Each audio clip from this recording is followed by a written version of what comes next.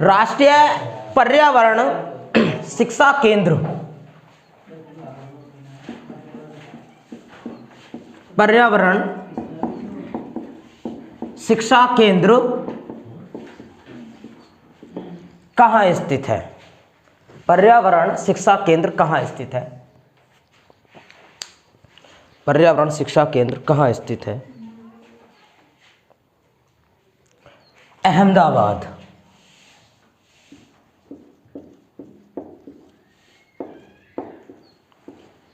पर्यावरण शिक्षा केंद्र कहाँ स्थित है? अहमदाबाद में। पिछले दिनों इस अहमदाबाद शहर की चर्चा हुई। आप मुझे बताओ, ये जो अहमदाबाद शहर है ये किस नदी के तट पर है? साबरमती नदी के तट पर। किसको कहा जाता है साबरमती का संत? महात्मा गांधी को। और क्या क्या कहते हैं महात्मा गांधी को? मलंग बाबा, मलंग बाबा, भंगी श्रोमणी,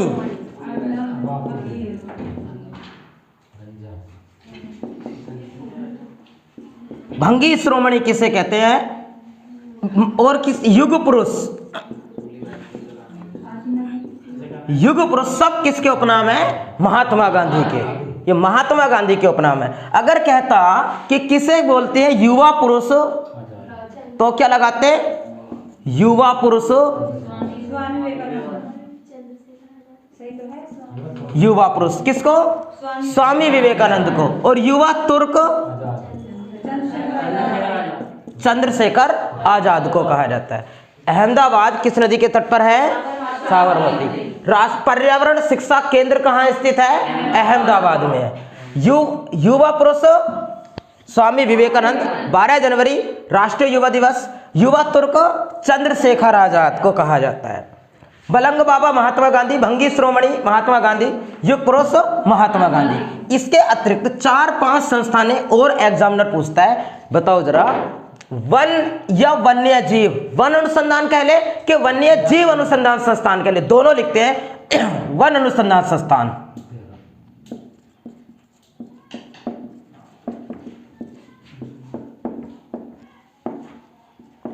बताओ कहां है? देहरादून, देहरादून में। और वन्य जीव अनुसंधान संस्थान भी कहां है? देहरादून। वन्य जीव,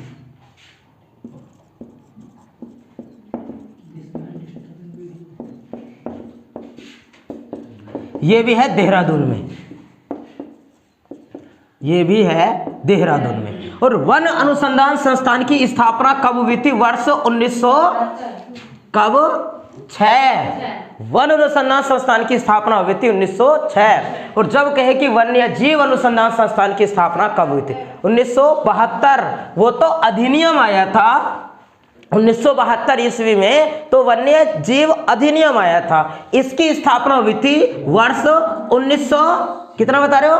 गलत बातें हैं। वर्ष 1981 ईस्वी को वन्य जीव अनुसंधान संस्थान की स्थापना वर्ष 1981 और वन अनुसंधान संस्थान की स्थापना 1906। दोनों कहाँ है? देहरादून। दोनों है देहरादून के अंदर। आगे पर्यावरण अभियांत्रिकी संस्थान,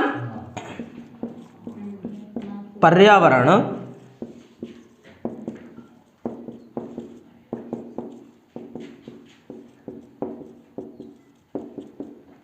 पर्यावरण अभियांत्रिकी संस्थान कहाँ स्थित है? नागपुर। नागपुर कहाँ पड़ता है? महाराष्ट्र में। बताओ नेक्स्ट, पारिस्थितिकी विज्ञान केंद्र,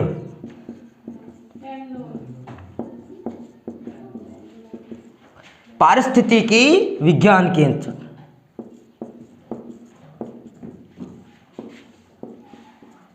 ये कहाँ है? बेंगलोर। ये स्थित है बेंगलोर में। नेक्स्ट एक पूछता है केंद्रीय वन प्रबंधन संस्थान,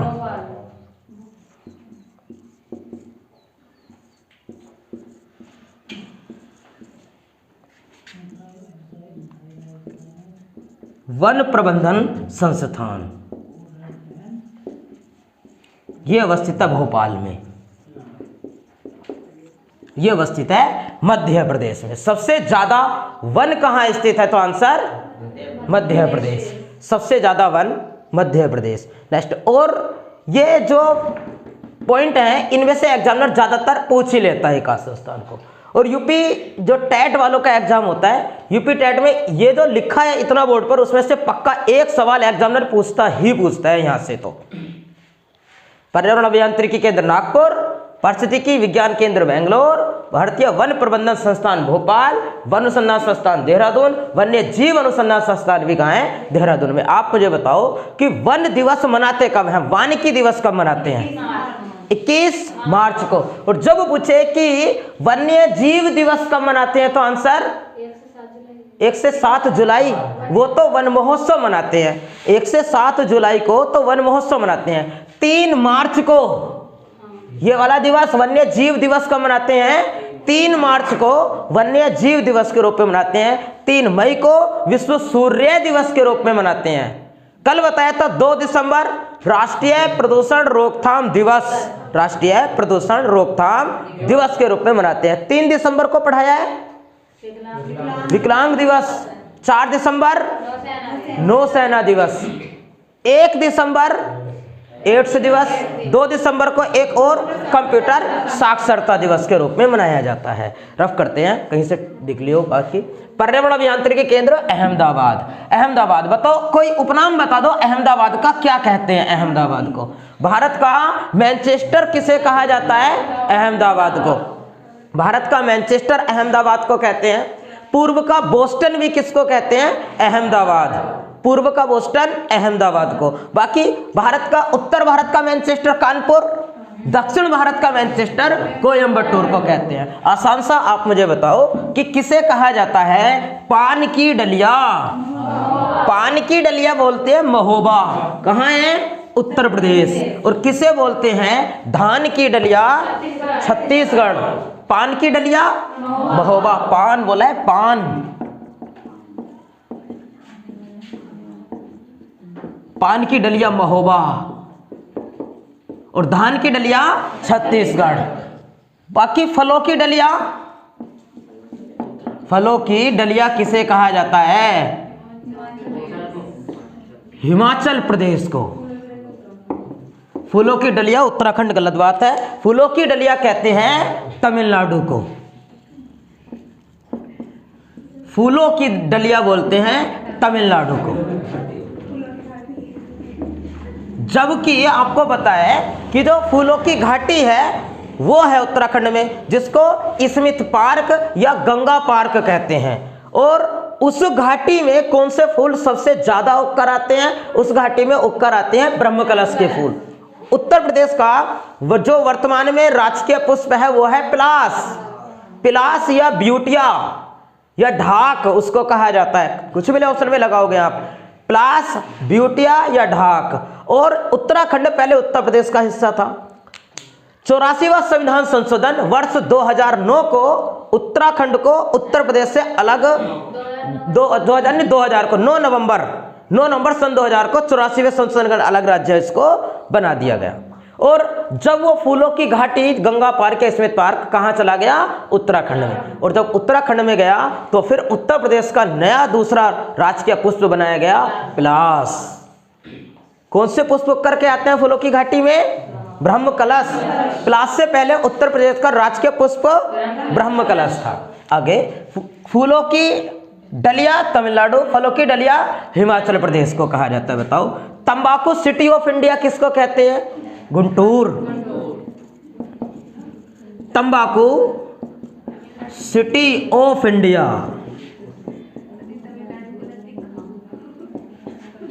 तमिलनाडु ऑफ इंडिया किसे कहते हैं? गुंटूर को। कहां पड़ता है गुंटूर? आंध्र प्रदेश। सबसे ज्यादा तंबाकू का उत्पादन करने वाला राज्य है आंध्र प्रदेश। और तंबाकू अनुसंधान संस्थान कहां स्थित है? राजमुंद्री, आंध्र प्रदेश में। देश कौन सा करता है तंबाकू का उत्पादन सबसे ज्यादा? चीन। सबसे ज्यादा तंबाकू उत्पादक देश कौन सा है? तो आंसर चीन लगाएंगे, चीन। आगे बताओ किसे कहते हैं कैथेड्रल सिटी? मदुरई। त्योहारों का नगर कहा जाता है मदुरई। कौन सा मंदिर है मदुरई में? मीनाक्षी मंदिर। कैथेड्रल सिटी इसलिए कहते हैं क्योंकि मदुरई में बहुत ज्यादा मंदिर हैं। अगर पूछे कि दक्षिण भारत में किस शहर को मंदिरों का शहर कहते हैं तो आंसर मदुरई लगाएंगे। और उत्तर भारत में किसे कहते हैं मंदिरों का शहर तो आंसर हरिद्वार लगाएंगे। और कल परसों पढ़ाया हो कि किस शहर में सबसे ज्यादा शिव के मंदिर हैं तो आंसर उज्जैन मध्य प्रदेश। और सबसे ज्यादा मंदिर ही किस राज्य में है? उड़ीसा। मंदिरों की पुण्य भूमि किसको कहते हैं? तमिलनाडु। तमिलनाडु की राजधानी चेन्नई। किस नदी के तट पर? वैंगई। ये वैंगई नदी के तट पर अवस्थित है। एशिया की अंडों की टोकरी बोलते हैं आंध्र प्रदेश। साल्ट सिटी गुजरात और salt lake city Kolkata. Kolkata को महलों का शहर भी कहते हैं। कोलकाता को भारत की सांस्कृतिक राजधानी भी कहा जाता है।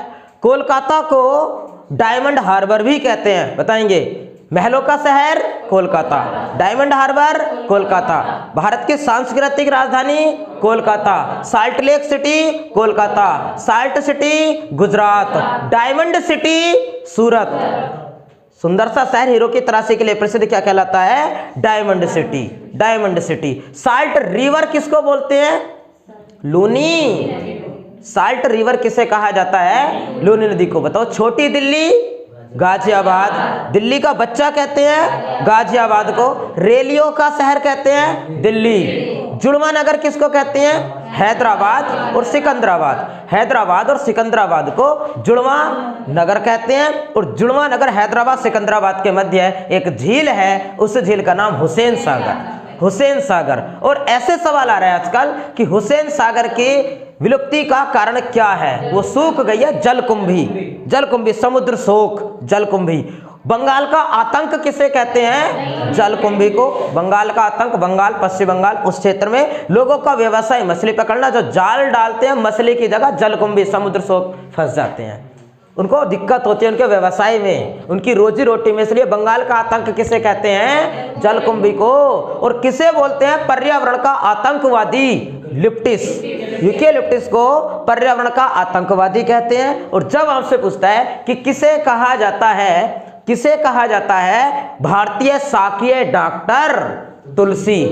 भारतीय शाकीय डॉक्टर किसे कहते हैं? तुलसी। हाँ, तुलसी ना मिले तो नीम, दोनों को ही कहा जाता है। एक ऑप्शन इसमें से एग्जामिनर देता है। तुलसी और नीम को भारतीय शाकीय डॉक्टर के नाम से जाना जाता है। बताओ?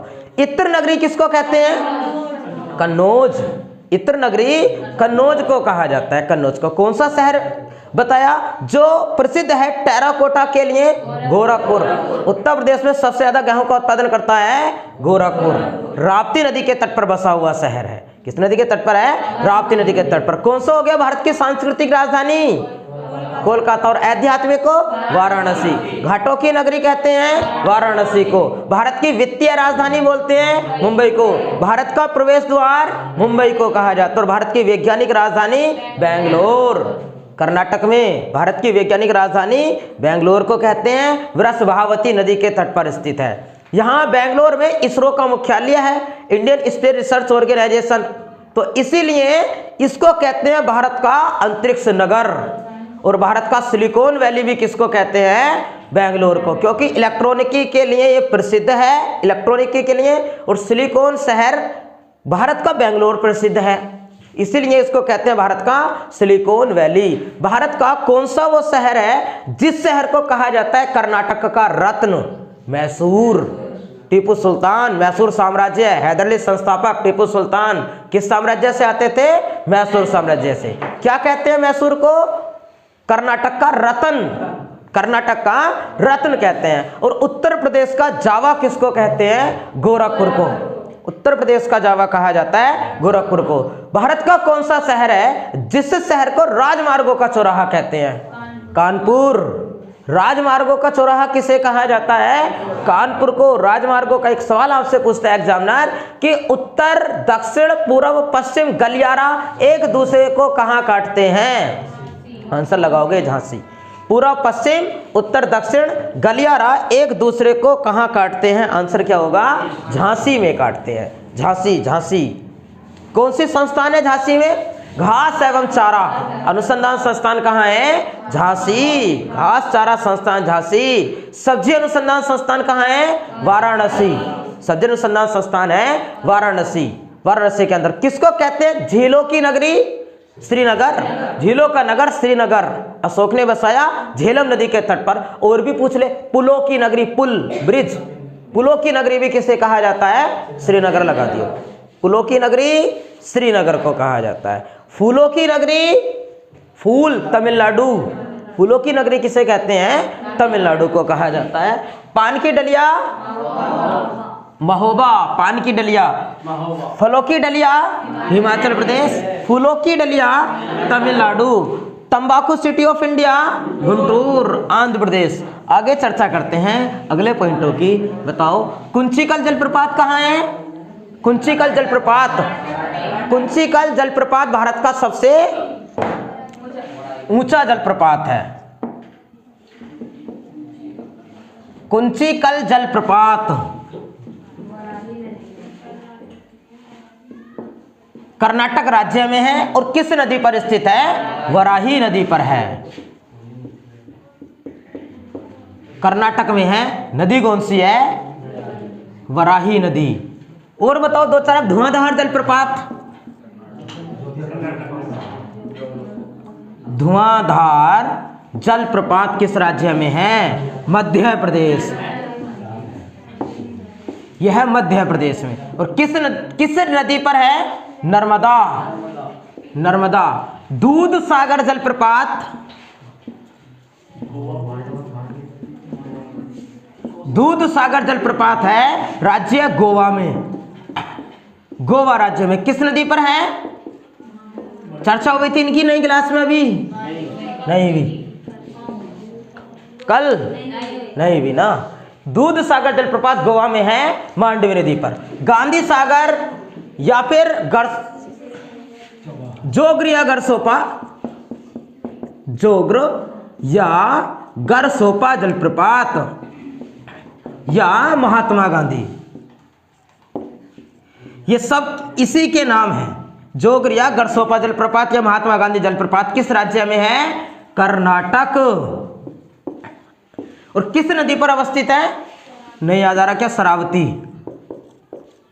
ये किस नदी पर है? शरावती नदी पर स्थित है, शरावती नदी पर स्थित है। बाकी चुलिया जलप्रपात चंबल नदी मध्य प्रदेश, चुलिया जलप्रपात चंबल नदी मध्य प्रदेश में अवस्थित है। पुंसा जलप्रपात, पुंसा जलप्रपात चंबल नदी मध्य प्रदेश, निकलती है ना मध्य प्रदेश से चंबल नदी, वहां से निकलती तो वहां अवस्थित है। और जलप्रपात तो समझ आता है क्या? जलप्रपात मतलब झरना, झरना। इनमें सबसे ऊंचा झरना कौन सा है भारत का? कुंचिकल जलप्रपात, कर्नाटक राज्य वराही नदी पर। बताओ अगर पूछ कुंचिकल, पुंसा चंबल नदी पर है, चलो सही होगा तो हाँ राजस्थान आ जाएगा। राजस्थान उधर मध्य प्रदेश से निकल राजस्थान में होगा ना। पुंसा जलप्रपात राजस्थान। पुंसा कौन सा जलप्रपात है जिस जलप्रपात को कहा जाता है भारत का नियाग्रा? चित्रकूट जलप्रपात किस राज्य में है? किस नदी पर है? चित्रकूट जलप्रपात छत्तीसगढ़ में। और किस नदी पर है? इंद्रावती नदी पर, इंद्रावती नदी पर है छत्तीसगढ़ में।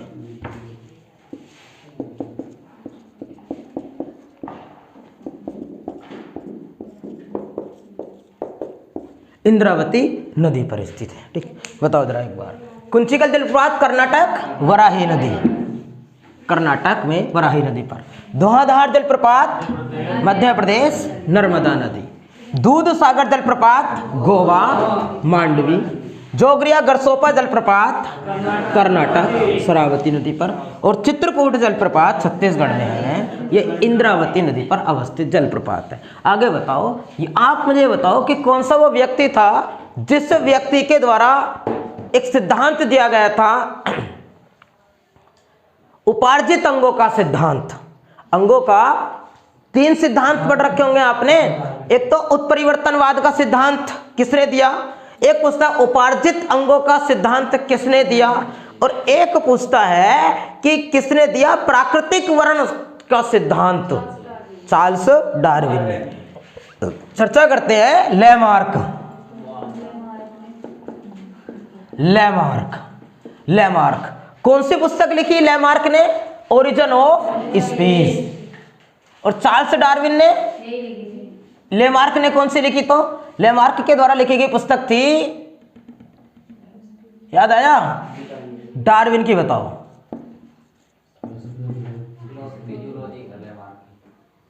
डार्विन की ओरिजिन ऑफ स्पीच और इसकी फिलोसफी जूलॉजिक। फिलोसफी जूलॉजिक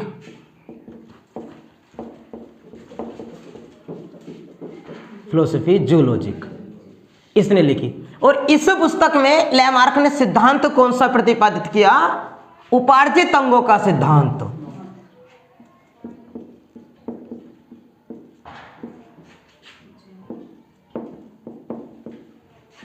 अंगों का सिद्धांत, उपार्जित अंगों का सिद्धांत। क्या कहता था उपार्जित अंगों का सिद्धांत? आपने पढ़ रखो जिराफ की गर्दन वाला सिद्धांत, है ना? जिराफ की जो गर्दन लंबी हुई वो किस सिद्धांत के अनुसार हुई थी? लैमार्क के उपार्जित। उपार्जित का मतलब समझो आप, उपार्जित का मीन्स क्या होता है? उपार्जित का मतलब होता है कि निर्माण करना, उपार्जित मतलब निकलना। जैसे लैमार्क क्या कहता था? लैमार्क कहता था कि अब जब जिस क्षेत्र में जिराफ थे, कभी प्राचीन समय में वहां अकाल पड़ा था, और जब अकाल पड़ा तो जिराफ पहले बकरी की तरह था, बकरी की तरह जैसे बकरी चढ़ती थी ऐसे ही चढ़ता था जिराफ भी। लेकिन जब अकाल पड़ा उस क्षेत्र में तो वहां के जीव मर गए, उनकी मृत्यु हो गई। और जब उनकी मृत्यु हो गई तो जिराफ ने संघर्ष किया, और संघर्ष किया, वो जो पत्तियां थी उनको उचक उचक करके खाता था, तो जिसके कारण उसकी थोड़ी सी गर्दन बढ़ी। उसके बाद उससे जो और जिराफों की उत्पत्ति हुई, उनकी और बढ़ी, उसके बाद उनसे उत्पन्न की और बढ़ी। इसी प्रकार से जिराफ जब उचकता था तो उसके पैर, अगले पैर बढ़ गए, लंबाई बढ़ गई उनकी, और जिराफ की गर्दन की लंबाई भी ज्यादा बढ़ गई। इसको क्या कहा गया? उपार्जित अंगों का सिद्धांत कहा गया। लेकिन फिर बाद में डार्विन ने कौन सा सिद्धांत दिया? इसने दिया प्राकृतिक वर्ण का सिद्धांत। प्राकृतिक वर्ण का सिद्धांत, इसकी पुस्तक लिख दें पहले, पुस्तक ओरिजिन ऑफ स्पीच। लैमार्क ने कौन सी लिखी? और इसने लिखी origin of speech. Origin of speech.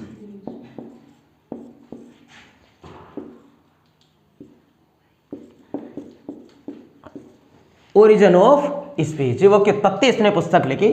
और इस पुस्तक में जो सिद्धांत प्रतिपादित किया, इसके सिद्धांत को कहा गया प्राकृतिक वर्ण सिद्धांत।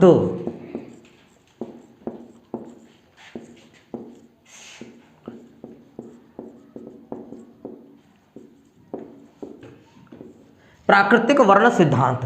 प्राकृतिक वर्ण का मतलब क्या होता है? प्राकृतिक वर्ण, वर्ण का मतलब होता है चुनना, कि प्रकृति को जिसने चुना, प्रकृति को जिसने चुना वो इस पृथ्वी पर जीवित रहा।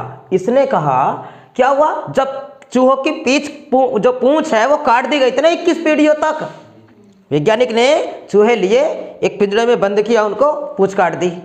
उनसे उत्पन्न जो चूहे हुए पूंछ काट दी, उसके बाद उनसे जो उत्पन्न हुए पूंछ काट दी। कितने पीढ़ियों तक काट दी? 21 पीढ़ियों तक पूंछ काटता चला गया, काटता चला गया।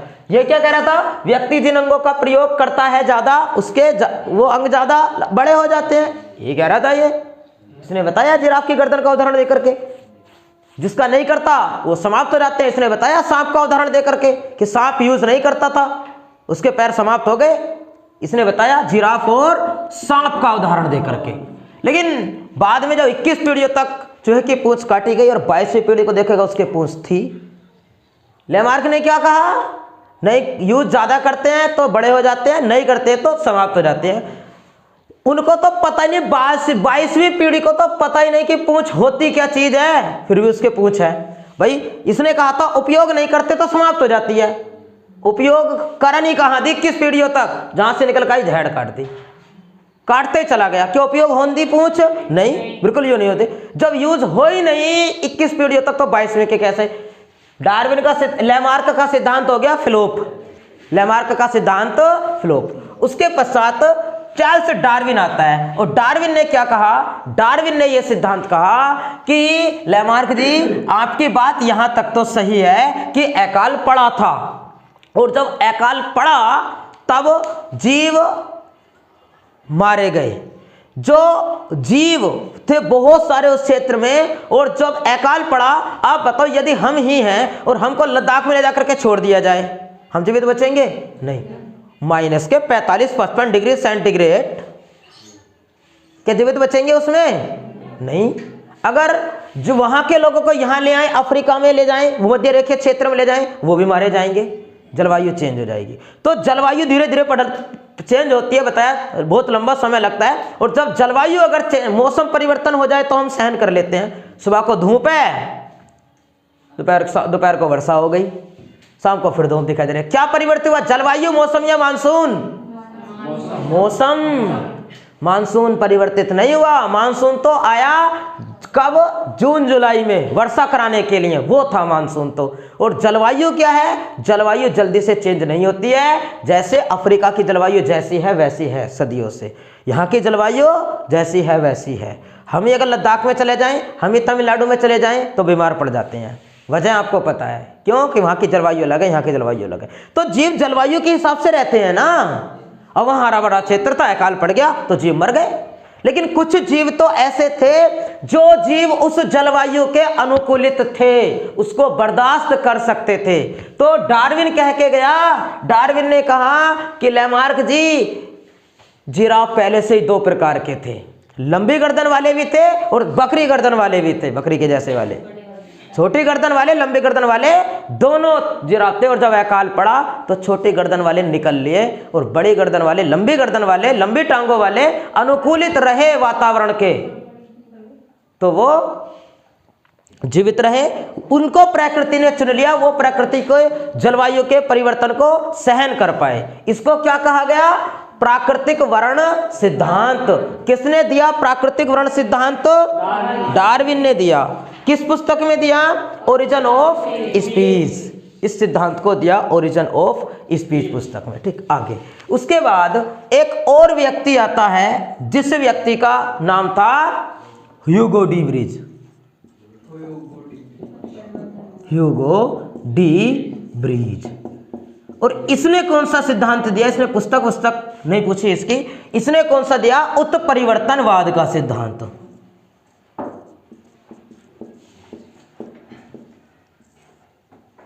उत्परिवर्तनवाद का सिद्धांत दिया इसने। इसकी बात सबसे बढ़िया लगी, इसकी जो बात थी वो सबसे बढ़िया लगी। इसने क्या कहा था? इसने कहा था कि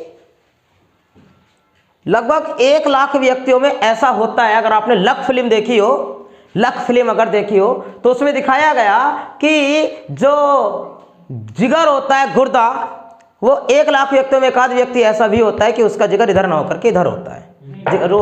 जो लिवर होता है, लिवर वो इधर ना होकर के इधर होता है। दिखाया गया उसमें, गोली मारी, उसका लक इतना बड़ा था, उसका लिवर इधर निकला, बच गया, दिखाया गया उसमें। तो अभी हम जब कोरोना काल भारत में आया तो हम क्या देखते थे? एक तो कोरोना वायरस आया और उसके पीछे पीछे और भी स्ट्रेन्स आए कोरोना के। क्या क्या नाम चलते थे? डेल्टा प्लस और डेल्टा 2 इस प्रकार से आए।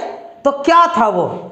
ये था कि जिस प्रकार से हम देखते हैं कि कभी कभी ना ऐसा बच्चा जन्म ले लेता है जिसके पैर में से पैर निकला हुआ होता है ना, जिसके हाथी जैसी सूंड होती है।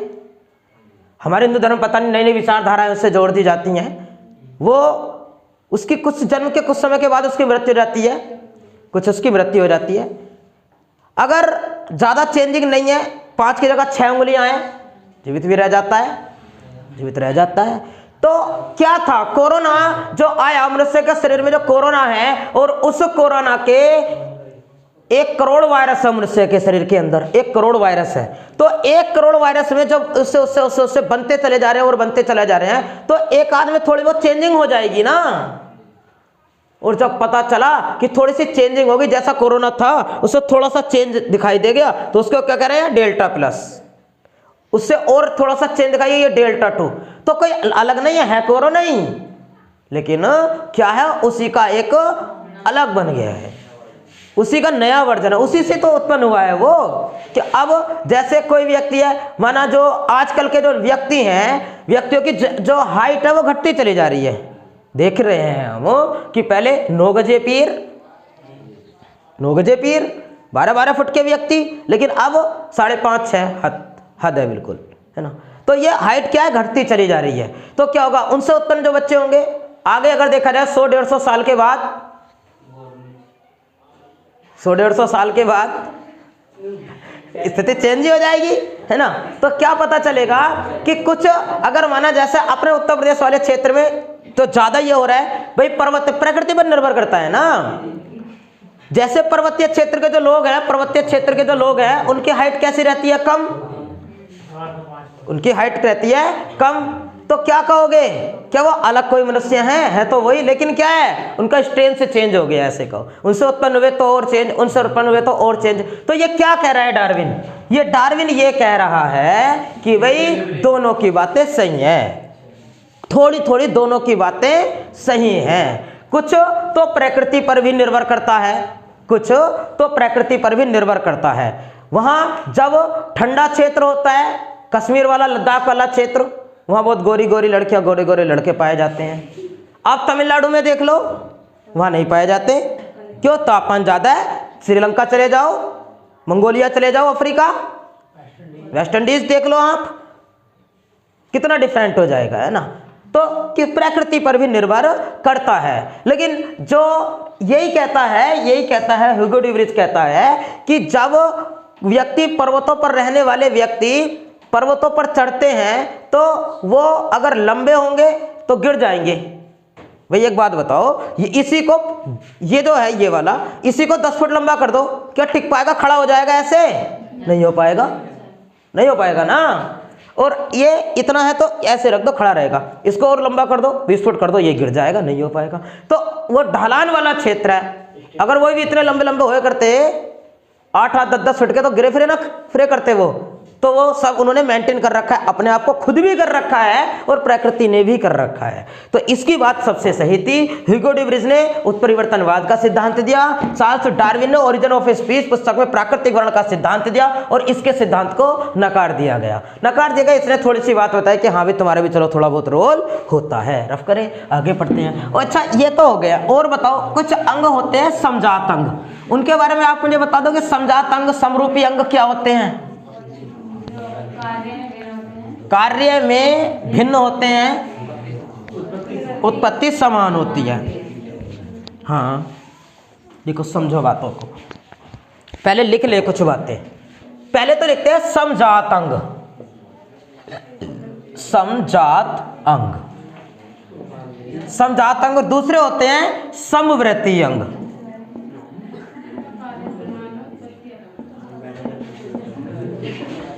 समजात अंग, आप ये बस छोटी सी बात को आप यहां से समझ लो। समवृत्ति का मतलब होता है कार्य, क्या होता है? कार्य। और जात का मतलब होता है बरादरी, समझते हैं? तो इसको समझो, सम शब्द लगाए, सम का मतलब होता है समान, अंग आप समझते हैं। पूरे तीनों के तीनों शब्दों के मीनिंग आपको पता है, सम का भी, जात का भी और अंग का भी। इसमें भी तीनों शब्दों का मीनिंग आपको पता है। तो ये कह रहे हैं कि जो अंग, ये वृत्ति का मतलब क्या होता है? कार्य। इसका मतलब क्या है? कार्य में समान अंग। कार्य कैसा होता है इनका? कार्य एक समान होता है इनका।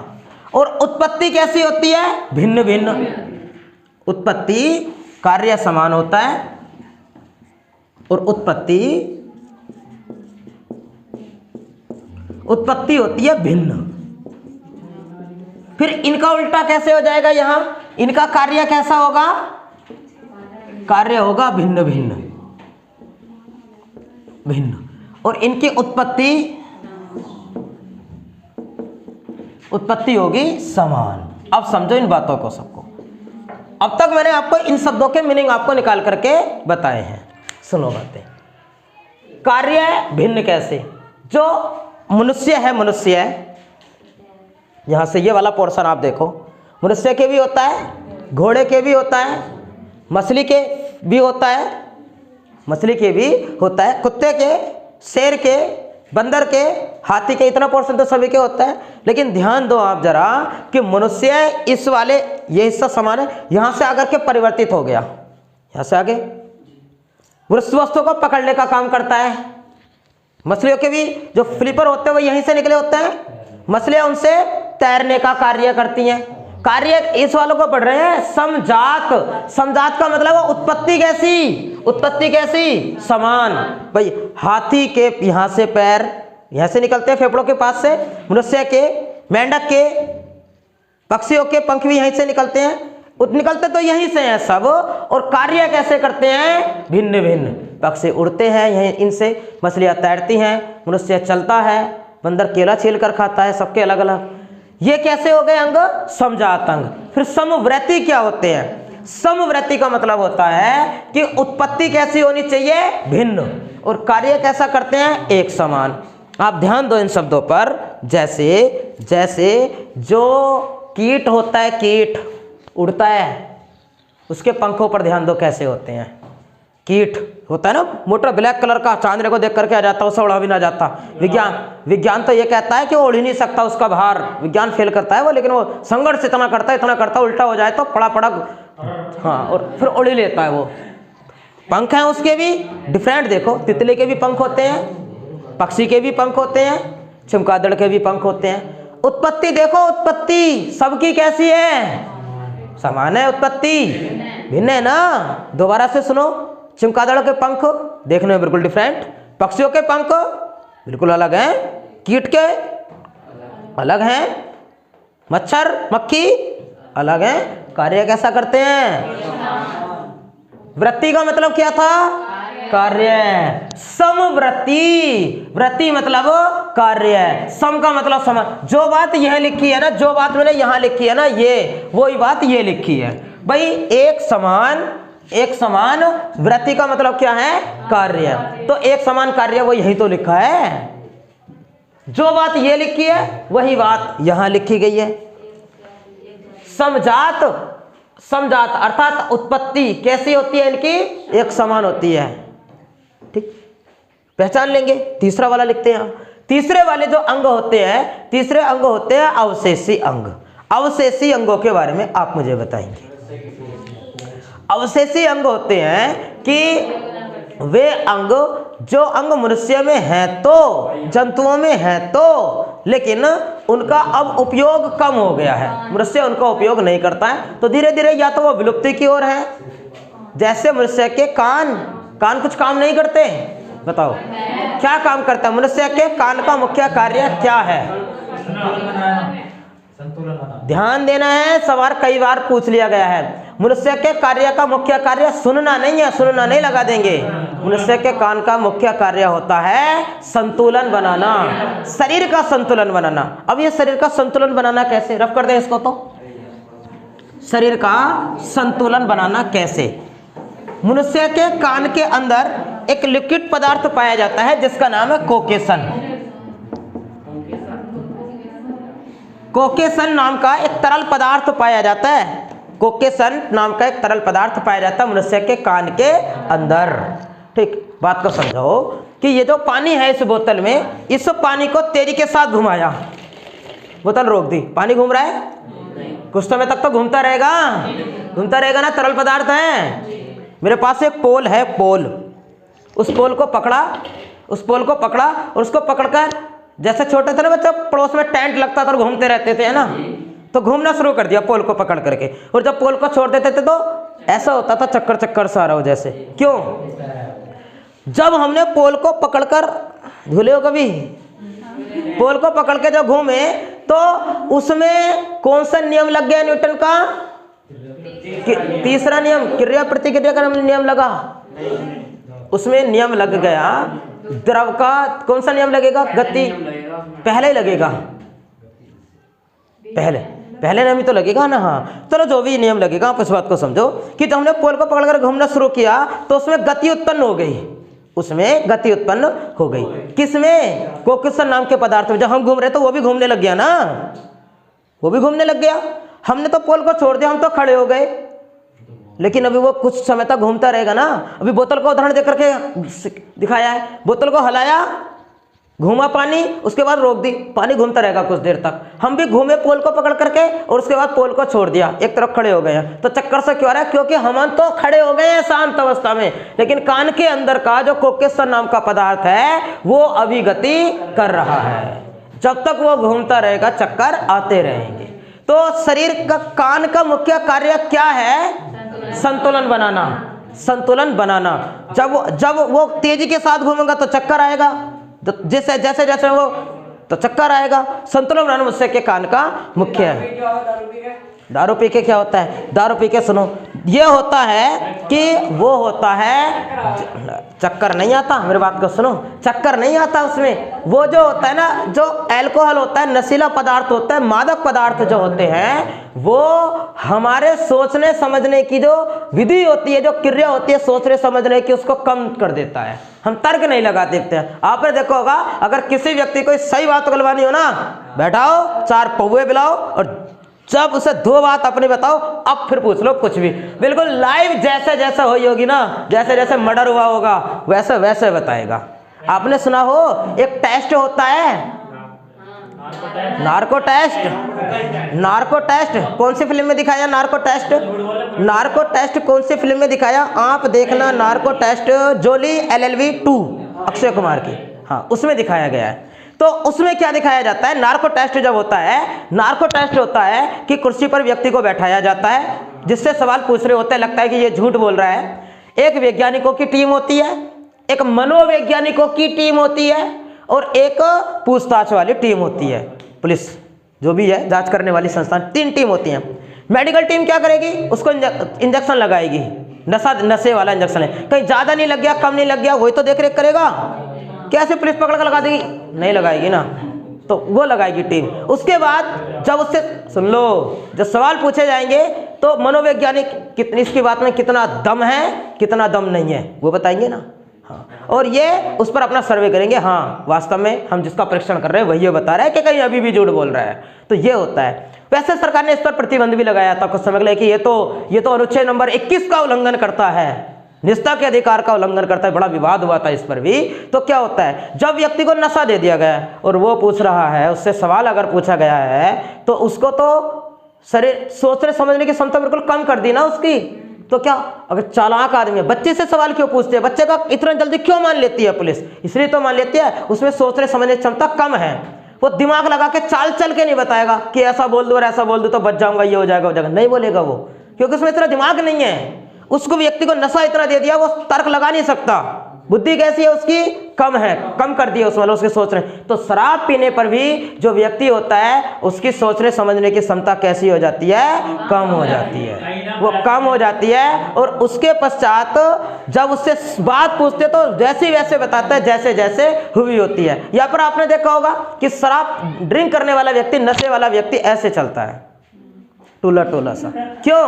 क्योंकि उसको पता है चल तो रहा है, लेकिन जब वो ऐसे झुकेगा ना, इतना झुक गया, तो उसको बाद में पता चलेगा कि तो झुक गया, क्योंकि सोचने समझने की क्षमता कैसी है? कम। और कई बार पता चला कि इतना झुक गया और बाद में पता चला तो पता चला पड़ान नीचे है। तो सोचने समझने की क्षमता उसमें हो जाती है कम, है ना। आगे चर्चा करते हैं। कोकेसन पदार्थ का कार्य क्या होता है मनुष्य के शरीर में?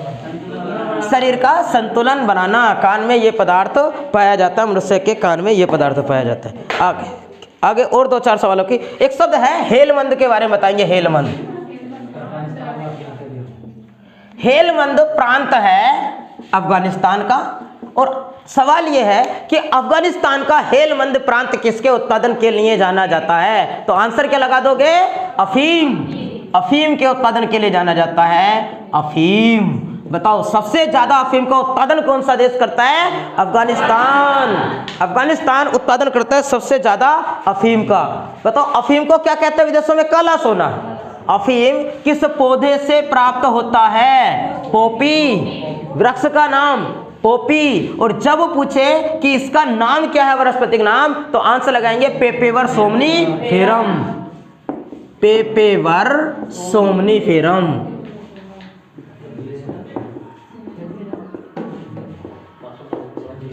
पेपेवर सोमनीफेरम। और अफीम पौधे के किस भाग से प्राप्त होता है, तो आंसर लगाएंगे पोस्ट। किस भाग से प्राप्त होता है? पोस्ट भाग से अफीम प्राप्त होता है, पोस्ट भाग से। आगे, उत्तर प्रदेश में अफीम का उत्पादन कहां होता है सबसे ज्यादा? बाराबंकी, बाराबंकी। उत्पादन कहां होता है सबसे ज्यादा? उत्तर प्रदेश की बात कर रहे हैं, उत्पादन बाराबंकी। और जब पूछे कि अफीम की फैक्ट्री कहां है, तो आंसर क्या लगाएंगे हम? अफीम फैक्ट्री गाजीपुर। अफीम की फैक्ट्री कहां है? गाजीपुर में स्थित है, गाजीपुर में। उत्तर प्रदेश में, भारत में कौन सा राज्य सबसे ज्यादा अफीम का उत्पादन करता है?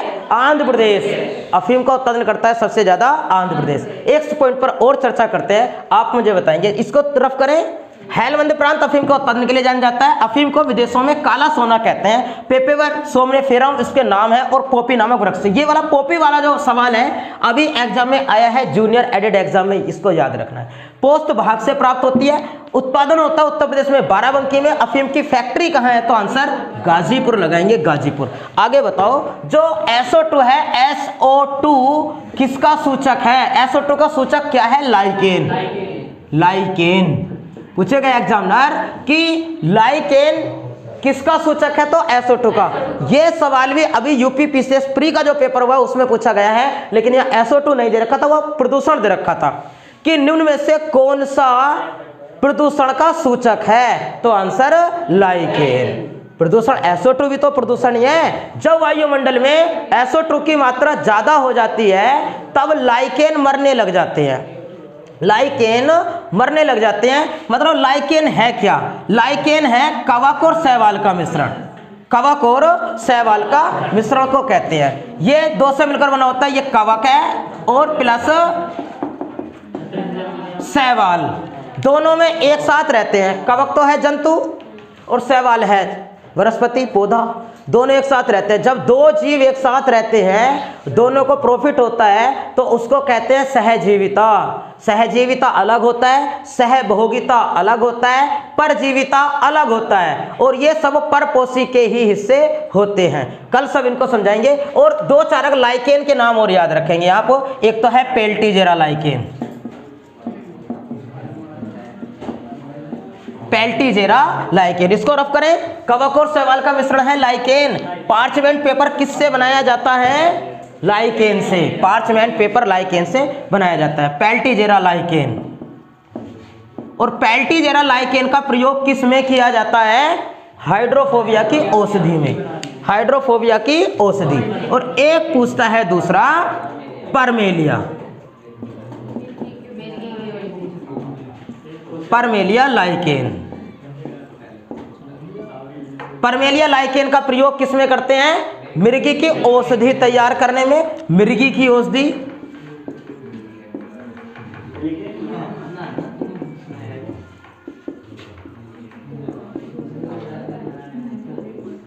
मिर्गी की औषधि तैयार करने में। और पेल्टीजेरा लाइकेन का प्रयोग करते हैं हाइड्रोफोबिया,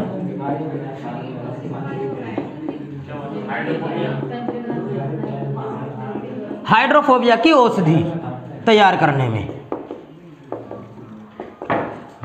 मिर्गी की बीमारी होती है कि इस बीमारी में व्यक्ति को दौरे पड़ते हैं। और किस अंग को प्रभावित करता है? तंत्रिका तंत्र को। भाई जो कुत्ते के काटने से हाइड्रोफोबिया रोग होता है, वो भी तो तंत्रिका तंत्र को प्रभावित करता है। तंत्रिका तंत्र को रोग प्रभावित है क्या? मनुष्य की बॉडी अगर मनुष्य के माइंड के अनुसार कार्य ना करे तो समझ लो तंत्रिका तंत्र प्रभावित हुआ है। जो पोलियो है, पोलियो किसी व्यक्ति का हाथ, पोलियो अगर गिर गया तो वस्तु को सही से नहीं पकड़ पाता, पैर को चलाए तो पैर में पड़ा है तो चल नहीं पाता, तो क्या है? लकवा गिर गया, लकवा, तो तंत्रिका तंत्र प्रभावित हुआ है। व्यक्ति चाहता नहीं कि पानी से डरे, लेकिन हाइड्रोफोबिया रोग में फिर भी डरता है। दिमाग नहीं चल रहा हाइड्रोफोबिया में कि डरे, लेकिन फिर भी डर रहा है। माइंड के अनुसार काम नहीं कर रही ना बॉडी। टिटनेस रोग, मुंह बंद हो गया, खुलता ही नहीं, मुट्ठी बंद हो गई, नहीं खुलती, माइंड के अनुसार काम नहीं कर रही ना बॉडी। उसी प्रकार से मिर्गी में व्यक्ति बेहोश हो जाता है और माइंड के अनुसार काम नहीं करता। ये दोनों रोग किसको प्रभावित करते हैं? ये प्रभावित करते हैं तंत्रिका तंत्र को। बस बाकी आपसे मिलते हैं कल की क्लास में। हाँ, और YouTube पर पढ़ने वाले अभ्यर्थियों से भी मेरे कहूंगा कि वे इस चैनल को लाइक, सब्सक्राइब और शेयर करें। यह चैनल आपके लिए अति महत्वपूर्ण है वनडे एग्जाम के लिए। एग्जाम में आने वाले सवालों में, चाहे कोई भी आप वनडे एग्जाम देने के लिए जाते हैं, उनमें यहां से सवाल 100% बनते हैं। ये सवाल बड़े सटीक और समझाने के साथ आपको दिए जा रहे हैं।